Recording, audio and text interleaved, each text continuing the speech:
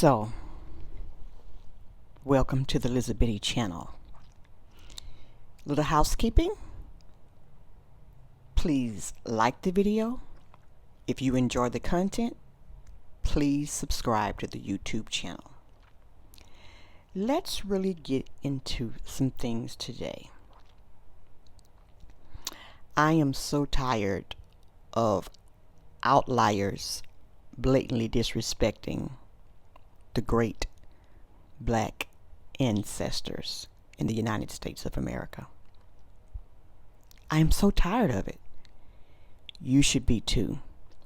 All of this is a ploy to get you on their team. But if you keep your third eye open, you know what's real and what isn't. Making progress in this country and worldwide? No. I will never say that progress is being made. If you stick a knife in my back 9 inches and pull it out 6 inches, there's no progress. You pull it all the way out, that's not progress. The progress is healing the wound that the blow made.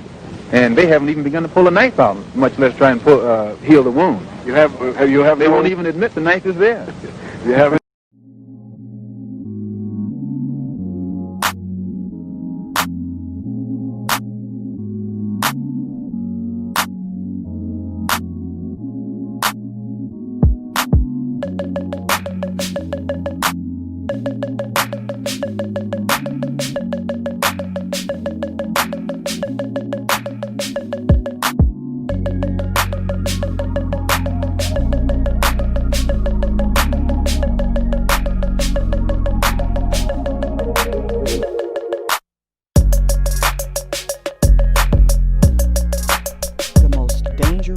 and sordid tale that the folks who are running for office this election cycle is offering is a bunch of hogwash, to be polite. As you look across your screen, you see a woman who is Indian that has on a sweatshirt, and the sweatshirt lists four awesome women, black women in American history. We have our sister Sojourner Truth, who basically was an abolitionist and women's rights activist. You know, she was a slave herself, but she escaped to freedom.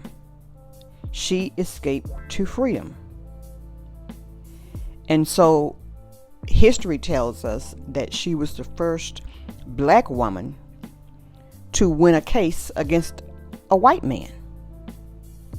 A case against a white man in the 1800s is a feat worth talking about. Can you imagine all of the strife and turmoil that our brothers and sisters were going through during this time? And then for her to win a case against a white man, you know? Then we have our sister Harriet Tubman, who was an abolitionist as well. You know, she was born into slavery just as Sojourner Truth. You know, she was the face of the Underground Railroad because of her helping so many enslaved persons to freedom. This is what she was, what she did. Then we have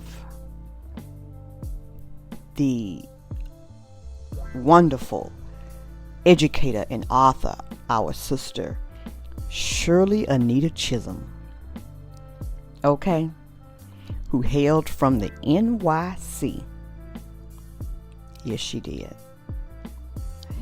And what you find here, you know, she was an educator that went to Columbia University at their teachers college.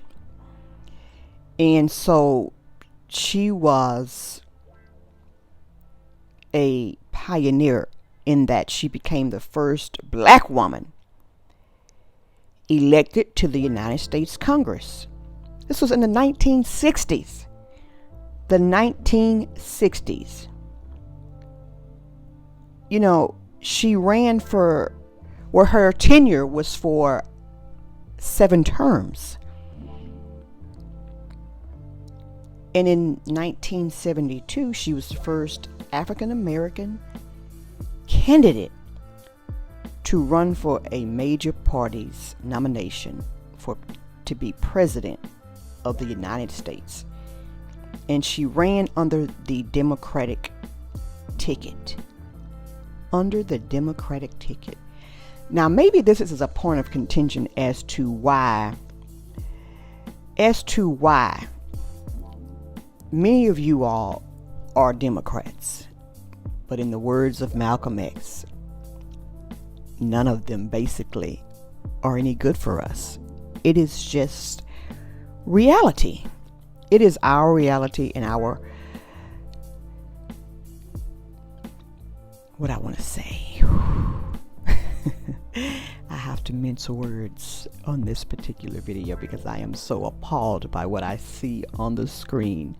It is daunting. Next, we have Barbara Charlene Jordan. And she basically hails from Houston, Texas. She was a lawyer. But her platform was education and politician in the civil rights movement. What many people probably do not know is that she was the first black woman elected to the Texas Senate. She was the first Southern black woman elected to the United States House of Representatives. There's so much to know about Barbara Jordan in her work that she did. Now, sure, she did a lot on immigration reform with that commission that she was a part of. I am not lauding her for that at all. Okay? What I am going to say is that her work doing civil rights was awesome. Okay? Awesome. Her political career was just expansive. And then the last name you see on your screen says Kamala, aka Kama Sutra. Let me explain something to you. There is a tirade that's happening right now. People are wanting to include everyone who has a phenotype like mine into the club. We're just not going to have it. We're not going to have it. When you think about the history of this woman's family in India, you know that the caste that she comes from, she hails from, they basically are the upper echelon. And the caste system in India is very, very real. Very, very real. Let's do a little rundown of a few items of this lady. She had a torrid affair with a married man who was the mayor of San Francisco for years. Okay? When she became the Attorney General in California, she began to make new policies. These policies systemically targeted black persons, mothers who were having to be put in jail because their children were truant, even though they may have had other small children and they were at their jobs. So what would happen to those other children? Let's say they didn't have any family, and I'm in jail because my elder daughter, who is 15, is being truant while I'm trying to go to work every day. Yeah, this is what she was doing. Even when she was authorized and informed to release inmates, but from jail, what she did was she kept them so that she could use free labor. If you remember, in a previous video of mine, we talked about briefly the privatization of prisons in America and how in the Constitution it allows for legal slavery if you are incarcerated. So even when she was told to release these inmates, she refused because she wanted the free labor. She has never definitively denied these claims. When this is brought to her attention, what does she do? She deflects and shakes her head and begins to talk about what another person is doing or has done. So I say to you, when I look at the four ladies above her name, why is her name even on here? Why is another Indian lady even wearing a shirt with our great black women on it? You know, it's very interesting to me how we as black Americans continue to accept disrespect from all walks and all types of people. Somewhere down the road, we have lost our Jewish, our courage. When this woman released this photo on her social media, there should have been a mass outrage by 40 million plus blacks in America. Kamala wished she was a Sojourner Truth. Kama Sutra wished she was a Harriet Tubman. Kama Sutra wished she was a Shirley Chisholm. Under no auspices will she ever be in the category of these women until she can admit the falters of her actions. She has yet to do that. She has yet to do that. Yet what you folks do is continue to see her as an ally. She is not your ally. This channel is not particularly about politics, but what it is about is waking our people up to know that there is wonderful green pastures across the ocean, and her name is Alkebulan. That's her name. So now we fast forward to another fiasco. Tomorrow there is going to be Biscuits and Ballots 2, an early voting brunch. What I find particularly disheartening about this is that now we are relegating black people to basically chicken and biscuits. You all think that this is okay. Know who has organized this.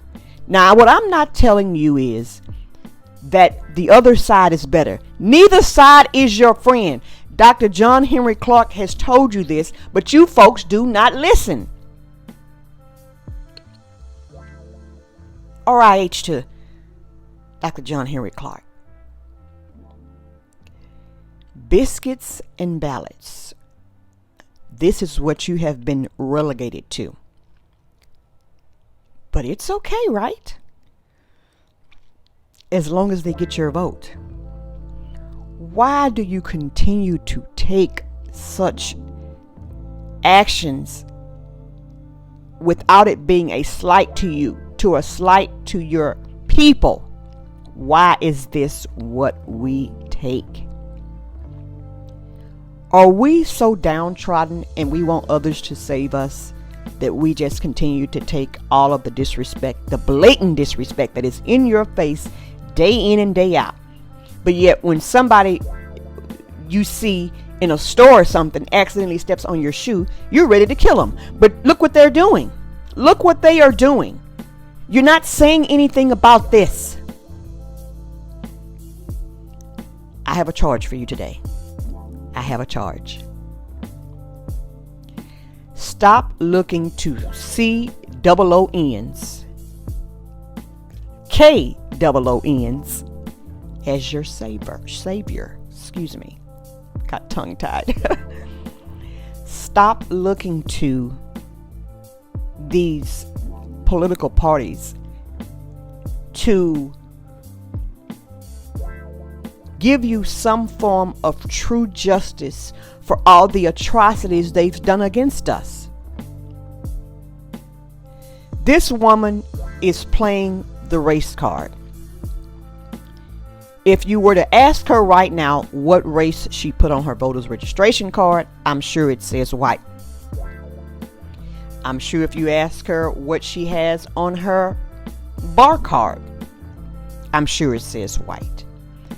I guarantee you, wherever you had to put down a race, ethnicity, on any legal document, not one time did this woman put on there that she was black.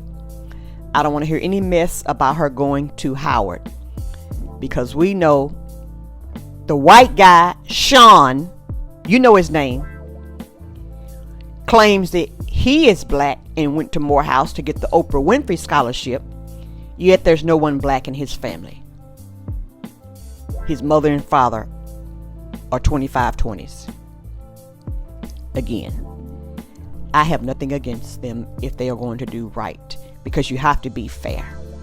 But the majority of them are not going to do right as it pertains to the black man, the black woman, the black child. Please stop letting people spread propaganda like this and you're not in an uproar.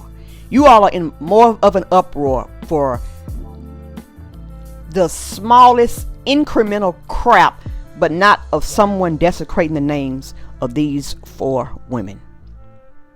Let's do better. Let's do better. Lizzabitty.